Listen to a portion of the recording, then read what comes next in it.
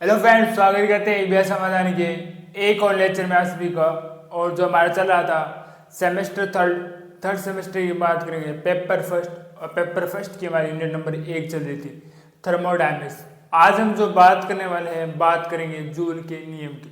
किसकी बात करने वाले हैं? जूल के नियम की बात करने वाले हैं। देखिए, जूल के नियम की बात करने से पहले हमने जो आंतरिक ऊर्जा थी, क्या बोलते हैं, आंतरिक ऊर्जा को हमने ताप व आयतन का फलन माना था। किसका माना था? आयतन और ताप व आयतन का फलन माना था आंतरिक ऊर्जा को। जब हमने इसका आंशिक अवकलन किया था, हमें क्या प्राप्त हो रहा था? डेल्टा ई dt और v delta t plus delta E v t, और जिसमें से आप इसमें देखो वेग के दो व्यंजक हैं, पहला व दूसरा। इसमें हमने प्रथम व्यंजक को किसके द्वारा ज्ञात कर लिया था? ऊष्माधारिता के द्वारा। इसको किसके द्वारा ज्ञात कर लिया था? ऊष्माधारिता के द्वारा। जबकि हमने पद 2 को हम ज्ञात नहीं कर पाए थे। ठीक है, कैसे इसको पढ़ोगे? हमने स्थिर आयतन पर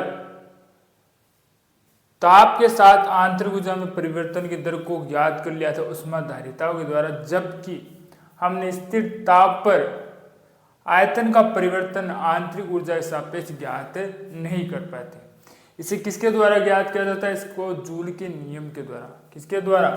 जूल के नियम के द्वारा इसको ज्ञात किया जाता है। तो जूल ने इसको किस प्रकार से ज्ञात किया, देखते हैं। जूल ने क्या किया? जूल ने एक पात्र लेता है, वो इस प्रकार से एक जल का एक पात्र लेता है, जल से भरा हुआ पात्र इस प्रकार से लेता है। ठीक, उसके अंदर वो क्या करता है? 2 गैस के बल्ब रखता है, 2 बल्ब रखेगा इस प्रकार से, वो बल्ब 1 2। ठीक है, इसके मध्य वो क्या लगाता है? स्टॉपर। ठीक है, जिसके अंतर्गत क्या होता है? ए के अंदर तो गैस भरी होती है, जबकि ये क्या होता है? निर्वात। क्या होता है? निर्वात होता है। और इसलिए किसका पात्र है? जल का पात्र है। इस प्रकार से जल से भरा हुआ पात्र। ठीक है, अब इसके अंदर होता है एक विडोलक लेते हैं और एक लेंगे थर्मोमीटर। एक हमने विडोलक लिया, एक लिया थर्मोमीटर। विडोलक क्या करता है? विडोलक को हम चलाते हैं। क्या करते हैं? विडोलक को हम चलाते हैं। क्यों चलाते हैं? क्या फायदा होगा इससे? हम विडोलक को तब तक जलाएंगे, तब तक क्या होगा कि जो गैस है ना, गैस के जो बल्ब है या दूसरा बल्ब है और जल के पात्र है ना, उसमें से जो जल है वो एक दूसरे में क्या हो जाए? साम्यवस्था हो जाए उससे उष्मा के अंदर। ठीक है, चला दे तब तक जब तक बल्ब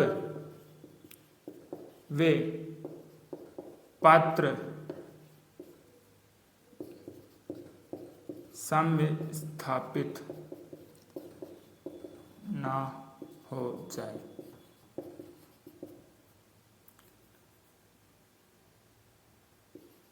पात्र के जल में, ठीक है, बल्ब व पात्र के जल में जब तक साम्य स्थापित नहीं हो जाए तब तक हम क्या करते हैं? विडोलक चलाते हैं। फिर हम क्या करते हैं? थर्मोमीटर द्वारा मापन, इसके द्वारा क्या करते हैं? मापन को नोट करते हैं। मापन को क्या करती है? नोट करती है। ठीक है, ये कार्य हो चुका है। कार्य नंबर 1 यहाँ पर समाप्त होता है। कार्य नंबर 2 देखो क्या करते हैं। कार्य नंबर 2 के अंदर मैं क्या करता हूँ? तो स्टॉपर है ना, उसको खोल देता हूँ। स्टॉपर को क्या करना है? उसको खोल देना है, ओपन कर देते हैं। ओपन कर देने पता है आपको, जो गैस ए के बल्ब ए के अंदर जो गैस भरी हो किसके अंदर चली जाती है? बी के अंतर्गत। किसमें चीज चली जाती है? बी के अंदर। अर्थात गैस ए से बी में प्रसारित होती है। ठीक है, तब तक प्रसारित होती रहती है जब तक ए व बी उसमें शामिल नहीं हो जाए। तब तक प्रसारित होगी, तब तक जब तक ए व बी साम्य स्थापित ना हो। ठीक है, साम्य भी कैसा, उसमें साम्य। फिर हम क्या करते हैं, थर्मोमीटर द्वारा मापन। फिर हम क्या करते हैं, फिर मापन करेंगे। जब आप दोनों तरफ मापन करते हैं ना, तो ताप में कोई भी परिवर्तन नहीं होता है। ताप में, तापमान में कोई परिवर्तन नहीं होगा, परिवर्तन नहीं होगा, जिसके कारण ये क्या हो जाती है, सम एंथैल्पी। सम एंथैल्पी, सम एंथैल्पी क्या हो जाता है, ये प्रक्रम हो जाता है। ताप में कोई भी परिवर्तन नहीं है। पहले के अंदर भी जब टेम्परेचर को हमने नोट किया था उतना ही हमारे पास क्या मिलता है, जब ए से बी तक गैस से प्रवाहित होती है उसके समय भी टेम्परेचर क्या होता है, समान प्राप्त होता है। ठीक है, अब देखिए, अब हम क्या बात करने वाले हैं, देखो जो गैस है ना ए से बी तक जब प्रसारित तो हो रही है। अब देखिए जो गैस यहाँ पर लिख लेते हैं, ये हमारे पास था गैस का बल्ब इस प्रकार से। ठीक है, और ये हमारे स्टॉपर लगाया हुआ था। अब जो गैस ए के अंदर क्या थी, एक परिसीमा थी। जब उसे स्टॉपर लगा हुआ है तब एक सीमा तक बंदी थी, ये इसकी क्या थी, परिसीमा। ये था हमारे पास तंत्र, बाउंड्री थी इसकी। ये हमारा क्या था, परिपार्श्विक।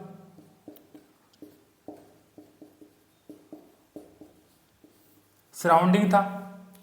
ठीक है, इसके लिए जब मैंने इसको स्टॉपर को खोला है तो गैस ए की परिसीमा को पार कर कर ये चली जाती है बी के अंदर। कहां चली जाएगी, बी के अंदर। परंतु देखिए दोनों जो बल्ब है ना उनका आकार निश्चित है।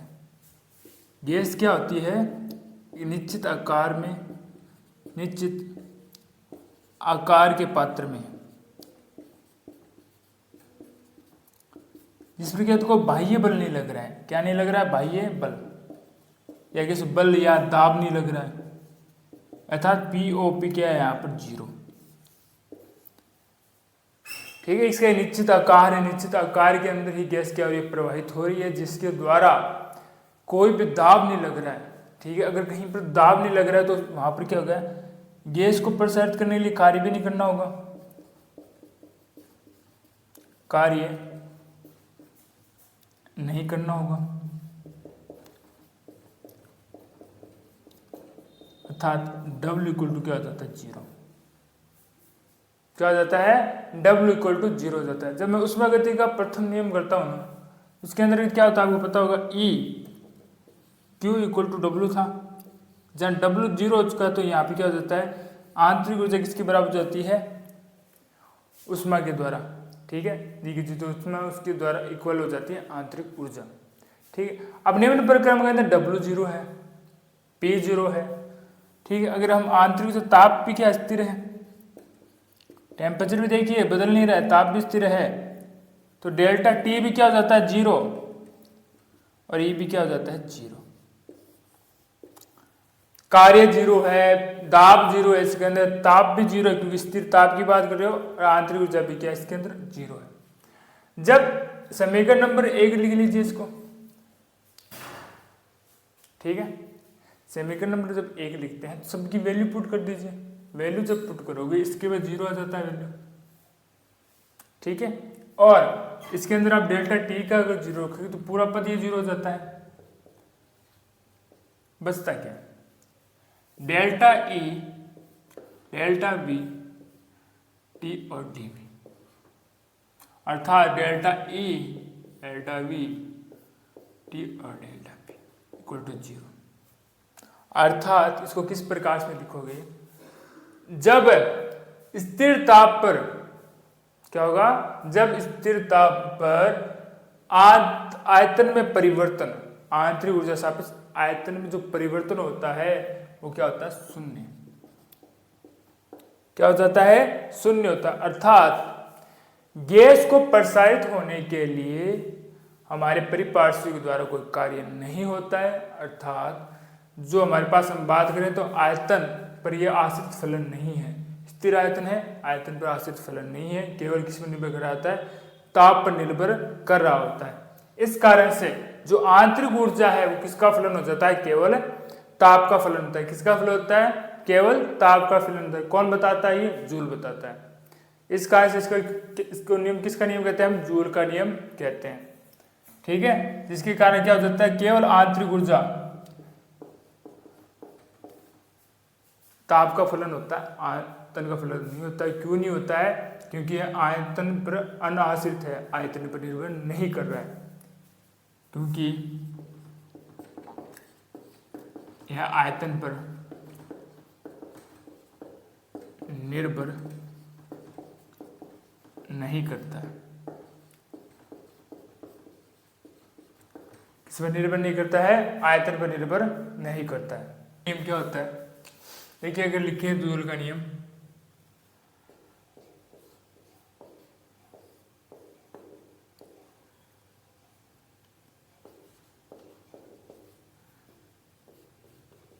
स्थिर ताप पर आयतन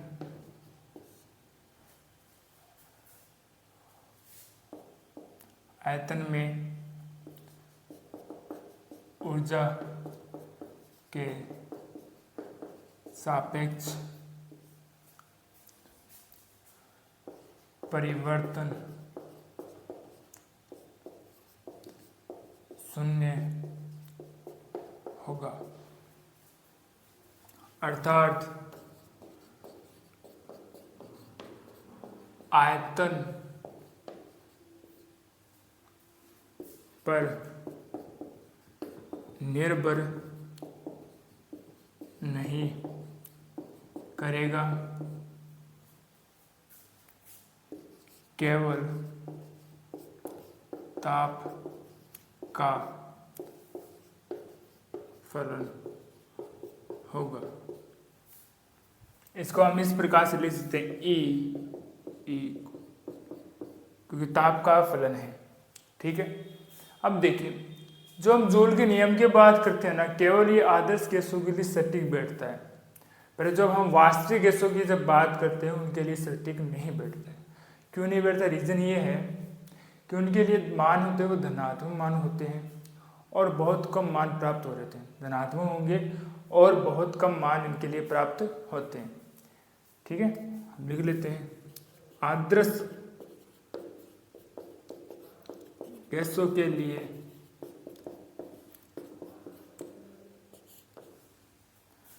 सटीक मान प्राप्त होते हैं,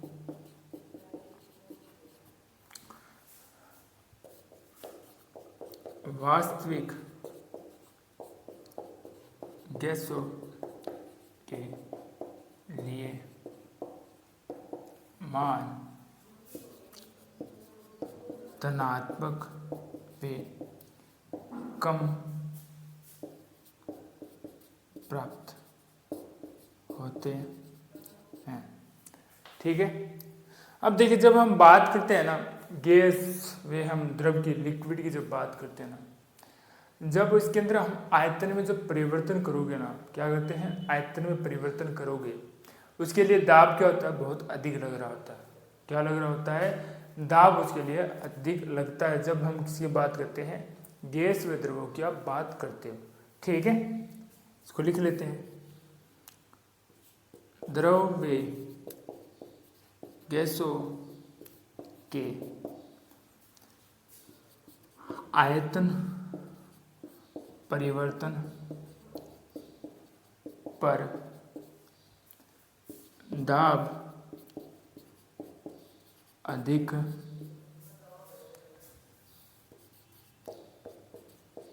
लगता है। ठीक है, परंतु जब मैं बात करता हूँ स्थिर ताप पर, जब आप स्थिर दाब पर ना हम ठोस व द्रव की जब आप बात करते हैं ना, उनमें हम आयतन परिवर्तन देखते हैं। स्थिर ताप पर ठोस व द्रव का आयतन परिवर्तन। ठीक है, किस प्रकार से होता देखते हैं। ये हो जाता है डेल्टा वी और T del V equal to 0। ये समाकलन चाहिए V1 से V2 में परिवर्तन होगा। परंतु जब मैं केवल ठोसों की बात करता हूँ ना, ये क्योंकि ठोस आपको पता होगा, ठोस व द्रव क्या होते हैं, कम संपीड्य होते हैं, जिसके कारण क्या होता है इसमें आयतन में जो परिवर्तन होता है बहुत कम होता है, क्योंकि ठोस व द्रव ई के गुण मान लेते हैं। ठीक है, क्योंकि ठोस व द्रव क्या होते हैं, कम संपीड्य, जिससे आयतन परिवर्तन कम होगा, जिसे समाकलन हटाकर डेल्टा से दर्शा या प्रदर्शित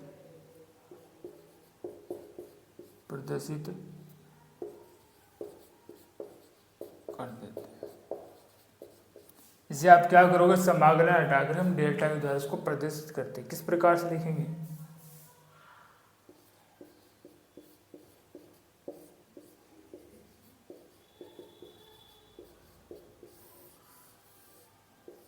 इस प्रकार से। ठीक है, ये हमारे पास था जूल का नियम। ठीक है, इसके बाद हम पढ़ेंगे जूल थॉमसन प्रभाव के बारे में। तो ये बार इतना हम नोट डाउन कीजिए, फिर हम जूल थॉमसन प्रभाव के बारे में बात करने वाले हैं।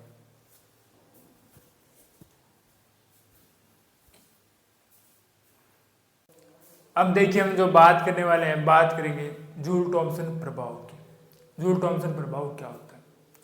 जूल थॉमसन प्रभाव, अगर हम क्या करते हैं, उच्च दाब से हम क्या करते हैं, निर्वात की ओर जब गैस का प्रसार करते हैं, अथवा निम्न दाब से किसी छोटे से छिद्र के द्वारा प्रसार करते हैं, उस समय तापमान क्या हो जाता है, कम हो जाता है, अर्थात शीतलन हो जाता है।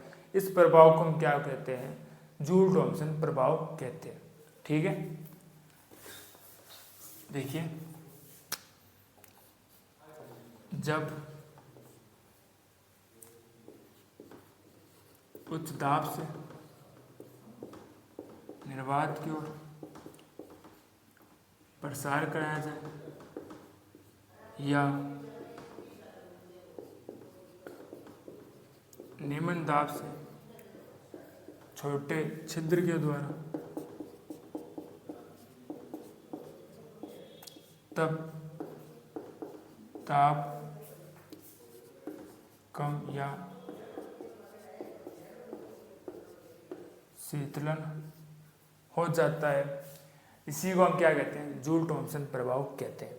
ठीक है, जब आप प्रसार क्या करते हो, उच्च दाब से निर्वात की ओर या निम्न दाब से छोटे छिद्र के द्वारा प्रसार करते हैं, उस समय क्या हो जाता है, ताप कम हो जाता है, अर्थात शीतलन हो जाता है। इसी को हम क्या कहते हैं, जूल थॉमसन प्रभाव कहते हैं। ठीक है, अब हम बात करने वाले हैं जूल थॉमसन गुणांक के बारे में। जूल थॉमसन गुणांक को हम लिखते हैं म्यू। ठीक है, जूल थॉमसन टी पी और एच। ठीक है, देखिए कैसे लिखते हैं जूल थॉमसन गुणांक। परिभाषा किस प्रकार से लिखूँ, स्थिर एंथैल्पी पर दाब का ताप के साथ परिवर्तन क्या कहलाता है, जूल थॉमसन गुणांक पर। स्थिर एंथैल्पी पर दाब का ताप के सापेक्ष के सापेक्ष परिवर्तन क्या कहलाता है, जूल थॉमसन गुणांक कहलाता है। देखिए हम एंथैल्पी को जो पढ़ते हैं हम पढ़ते हैं इसको दाब व ताप के फलन पढ़ते हैं। इसका हम क्या कर लेते हैं, आंशिक अवकलन कर लेते हैं।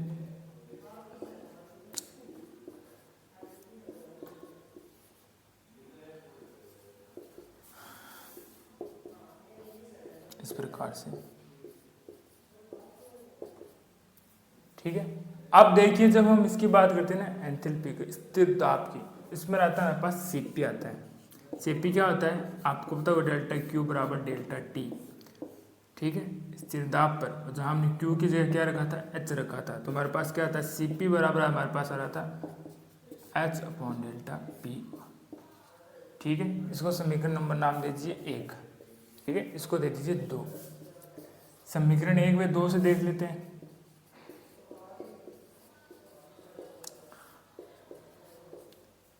जब समीकरण 1 व 2 से आप देखेंगे तो हमारे पास क्या आता है delta H delta P T और डेल्टा पी प्लस, अरे क्या बात है सीपी आ जाएगा और क्या आता है डेल्टा टी। समीकरण नंबर हो जाते हैं हमारे पास 3, ठीक है, वैल्यू पुट कर दिए। अब देखिए एंथैल्पी स्थिर है, अर्थात एंथैल्पी का मान क्या हो सकता है 0, क्योंकि एंथैल्पी स्थिर है, कांस्टेंट है, तो डेल्टा टी का मान क्या हो जाता है 0, सॉरी डेल्टा एच का मान क्या हो जाता है 0 हो जाता है। मान पुट कर देते हैं समीकरण 3 से। जब मान रख देंगे तो हमारे पास आता है 0 डेल्टा एच डेल्टा पी, हमारे पास आ जाता है ये T delta P C P और डेल्टा टी। इस सी पी को उधर भेज देते हैं हम, यहाँ जाता है माइनस का C P delta T delta H delta P T और टी पी, ठीक है। मैं इस टी पी को नीचे लेके आ जाता हूँ, डेल्टा टी डेल्टा पी, ठीक है, डेल में लिख लेते हैं इसको, ठीक है, delta H delta P delta T. ये हमारे पास स्थिर, हमने जब स्थिर एंथैल्पी की बात कर रहे थे, ठीक है, ठीक है। और यहाँ पर हमारे पास अभी भी क्या है माइनस का सी पी, इस माइनस को एक बार इधर भेज देते हैं, ये रहो माइनस हमारे पास यहाँ पर आ गया। अब हमें किसकी मान ज्ञात करना है, हमें जो मान ज्ञात करना है इसका, ठीक है। इसका जब आप मान ज्ञात करते हैं तो हमारे पास क्या आता है सी पी बराबर हमारे पास आ जाएगा माइनस का delta H delta P T बट्टा सी पी, सॉरी ये हमारे पास आ जाता है डेल्टा टी और डेल्टा पी एच। ये हमारे पास आ गया समीकरण नंबर 4, ये समीकरण नंबर दे दीजिए इसको 5, ठीक है। और समीकरण जब 4 व 5 की हम बात करेंगे, किसकी समीकरण 4 व 5 की, तो हमारे पास आ जाता है जूल थॉमसन गुणांक जे व T delta H delta P T और सी पी, ठीक है। एक बार आप इतना नोट डाउन कीजिए, फिर इसको हम आगे करते हैं।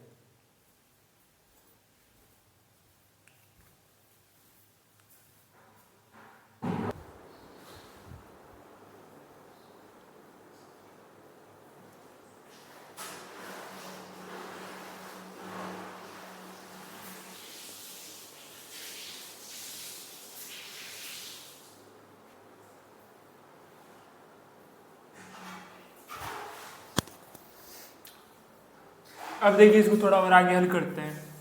अगर मैं डेल्टा एच और डेल्टा पी का मान ज्ञात करना चाहूँ तो इसको देखिए वापस हमसे पुनः इसी रूप में लिख लेते हैं, डेल्टा टी और पी और एच, ठीक है। और इसको लिख लेते हैं माइनस डेल्टा एच टी और 1 अपॉन सी पी, ठीक है।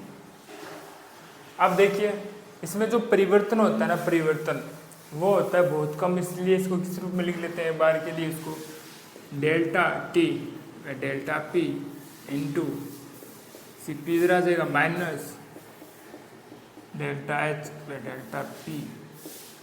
इस रूप याद करें स्थिर ताप पर, इसका एक फॉर्मूला ये भी निकल। ठीक है, अब देखिए जो जूल थॉमसन है ना, उसकी हम बात करेंगे प्रभाव को आदर्श गैसों के लिए और वास्तविक गैसों के लिए बात करेंगे। जूल थॉमसन प्रभाव के मान में क्या प्राप्त होते हैं, क्या प्राप्त नहीं होते हैं। ठीक है, इस समीकरण को एक के लिए हम दे देते हैं 6 नंबर दे देते हैं। ठीक है, अब देखिए हमें क्या पता है, हमें आदर्श गैसों का पहले हम एंथैल्पी की बात करते हैं। डेल्टा एच बराबर क्या होता है आपको पता होगा, ई और पी भी होता है। ई और क्या होगा, पी भी होता है। ठीक है, अब हम इसका सभी डेल ले लेते हैं, डेल एच डेल ई, ठीक है, और डेल पी भी। नंबर 6 व 7 से लिख लेते हैं, डेल्टा एच की जगह रख लेना है। समीकरण 6 व 7 से क्या जाता है देखिए, डेल्टा टी या जो जूल थॉमसन गुणांक से इसको व्यक्त कर देते हैं, जूल थॉमसन गुणांक माइनस का सी पी। ठीक है, डेल्टा इसके वैल्यू रख देते तो क्या आता है हमारे पास, del E del P V बट्टा जाता है डेल पी पी। और ये हम स्थिर ताप की बात करें, इसको थोड़ा और अच्छे से हल करते हैं ना, माइनस का सी पी। जब आप इसको और अच्छे से हल करोगे ये आएगा हमारे पास del P plus del P V बटा डेल पी। ठीक है, जिसमें से पी बाहर आ जाएगा, इसको थोड़ा और अच्छे से हल कर लेते हैं। सी पी के अंदर हम क्या करते हैं, डेल वी का हम गुणा वे क्या करते हैं, भाग, गुणा वे क्या करते हैं, इसका भाग करेंगे। डेल वी का आप क्या करोगे, जो ई वाला पद है उसके अंदर गुणा वे भाग करेंगे। किस प्रकार से देखते हैं, डेल ई और डेल पी, डेल वी और डेल वी, सेम रख दीजिए, डेल पी वी और डेल्टा पी। स्थिर ताप की बात कर रहे हैं, इसको थोड़ा और आगे हल करते हैं। माइनस का सी पी, यह हो जाता है हमारे पास del E upon del V into del V upon del P plus del P V और टी। ठीक है, अब देखिए इसके अंदर क्या होता है, जो डेल ई है और डेल वी है उसका मान होता है 0। इसका मान क्या होता है, हमारे पास 0 होता है, तथा पी वी भी क्या है, एक स्थिरांक है। पी वी क्या स्थिरांक है, जिसका कारण इसका भी मान क्या होता है, 0 प्राप्त होता है। इससे गुणा होगा तो ये 0 होगा और ये भी 0 है। ठीक है, इसको रख देते वैल्यू। समीकरण नंबर हमारे पास 8 आ चुकी है। इस समीकरण 8 से और आप सभी मान रख देते हैं इसके अंतर्गत जूल थॉमसन गुणांक, इसमें रखोगे तो पूरा 0 आ जाएगा। ठीक है, माइनस का सी पी और ये भी क्या हो जाएगा हमारे पास 0। जब इससे पूरे से गुणा करोगे तो हमारे पास क्या आता है, अर्थात जूल थॉमसन गुणांक आदर्श गैसों के लिए क्या होता है, हमें 0 प्राप्त होता है। क्या होगा, आदर्श गैसों के लिए जूल थॉमसन गुणांक में क्या प्राप्त होता है, 0 प्राप्त होगा। अब इसके बाद हम जो बात करने वाले हैं वास्तविक गैसों की बात करेंगे कि वास्तविक गैसों के लिए जूल थॉमसन गुणांक है उसका मान धनात्मक, वे थोड़ा क्या होता है, कम प्राप्त होता है। वाले हैं वास्तविक गैसों, इसकी बात करेंगे वास्तविक गैसों की बात करें। देखिए वास्तविक गैसों के लिए हम किसकी बात करेंगे, इन 3 मानों की बात करने वाले हैं। जहाँ पर हमने बात की थी ना कि आदर्श गैसों के लिए इन तीनों को वैल्यू 0 मिल रही थी उनको, परंतु जब हम वास्तविक गैसों की बात करते हैं ना, डेल्टा ई और डेल्टा पी स्थिर टेम्परेचर पर इसका मान पॉजिटिव प्राप्त होता है, अर्थात धनात्मक मान प्राप्त होता है इसका। ठीक है, जब आप बात करते हैं डेल्टा वी और डेल्टा पी की बात करते हैं ठीक है, इसकी और इसकी बात करते हैं। ठीक है, डेल्टा ई अपॉन वी का मान तो हमें धनात्मक मान प्राप्त है, delta we upon delta P का से टेम्परेचर का मान नेगेटिव ऋणात्मक मान प्राप्त होता है। क्यों प्राप्त होता है, इसका रीजन ये है, जब आप आयतन में जब परिवर्तन करते हैं उस समय क्या होता है, दाब कम होता जाता है। जितना हम आयतन बढ़ाते जाते हैं दाब की वैल्यू कम होती जाती है। ठीक है, और अगला हम बात करते हैं, अगर डेल्टा पी वी और डेल्टा टी की बात करते हैं, इसका भी मान क्या होता है, ऋणात्मक प्राप्त है। ठीक है, अगर आप पी और वी के सापेक्ष हम आलेख खींचें तो पी वी का मान क्या था, हमें कम प्राप्त होता है। पी का पी वी के सापेक्ष आलेख खींचे तो मान कम प्राप्त होगा, अर्थात मान हमारे पास क्या होगा, इसका ऋणात्मक प्राप्त है। और सीपी की अगर बात करें, इसका सदैव मान क्या होता है, हमारे पास धनात्मक मान प्राप्त होता है। इस प्रकार से कुल जूल थॉमसन के गुणांक का मान में क्या होता है, धनात्मक मान प्राप्त होगा।